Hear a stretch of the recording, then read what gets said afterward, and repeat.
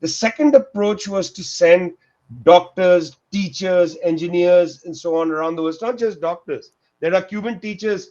Cuban teachers participated in bringing their CC Puede literacy campaign across Latin America. Cuban engineers helped in many countries to build electrical projects and various things. It played a huge role. We group us up like ants in a colony. Organize the wealth into a socialist economy. I have two more questions. Is that okay with you? Well, let's go. Let's see where we go. All right. So, your book references Cuba's various interventions into Africa, which I consider to be one of the most inspiring chapters of Cuba's history. Can you summarize Cuba's contributions against both apartheid and Portuguese colonialism in Africa? Well, it's really interesting because when the apartheid state was coming under some problems, and the frontline states, that is, the states that bordered apartheid South Africa, were beginning to see a more dynamic national liberation movement. South Africa, its apartheid army invaded Southwest Africa and into Angola. And there, fearing the defeat of key allies, not only in the struggle in South Africa, but across Southern Africa, in order to defend against these key allies, the Cubans decided to enter into the exact battlefield and join the Angolans and the Namibians in their fight against Portuguese, and also United States and apartheid South African, and in the Battle of Quito Conivale, a very key battle, the Cubans provided crucial intelligence and military support, which defeated the South African armies.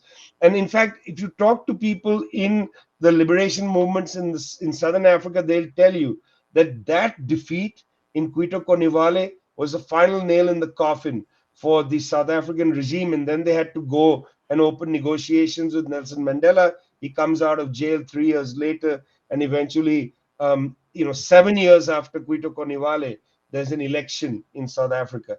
Namibia is given independence. Angola, there's the triumph of the left, and so on. So the Cubans play a historical role, which is why the first foreign trip made by Nelson Mandela was to Havana. And what both the Namibians and the South Africans said till now is that Cuba was the only country that intervened into our conflicts and didn't want anything in return. It's amazing. Yeah. Okay, and just last question for you here. Despite being embargoed for almost its entire existence, Cuban doctors have been dispatched to seemingly every corner of the world to provide assistance and education to other countries. Can you describe Cuba's history of medical internationalism? That's pretty amazing. I mean, look, when the revolution happened, many professionals left the country. Doctors, engineers, and so on fled. Cuba was given support by the Soviet Union. They built up their own apparatus to train medical personnel and so on. And through that process of training and building, the structures, they decided that the way Cuba would have a mark on the world is they had to build support, and they had to export the principles of the Cuban Revolution overseas. This was done in two different ways. Che Guevara's way was to go abroad and try to make a revolution. He attempted it in the Congo, he attempted it in Bolivia, and then he was very sadly killed in 1967.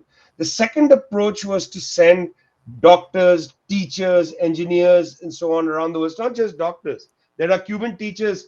Cuban teachers participated in bringing their CC Puede literacy campaign across Latin America.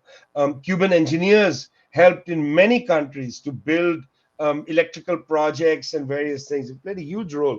During the COVID pandemic, I interviewed doctors in hot wards in Costa Rica, in Venezuela, different places. One doctor in Costa Rica, she was crying. She told me a young child was there in Oriente, in Cuba, but she felt it was her duty to be in this hot ward. She was like Comandante Fidel, created the Henry Reeve Brigade. That's why we are here. We are support, and it's so vicious that the U.S. government accuses the Cubans of using of using the doctors in a kind of slavery Yeah, way. they call them slaves. Yeah. It's ridiculous.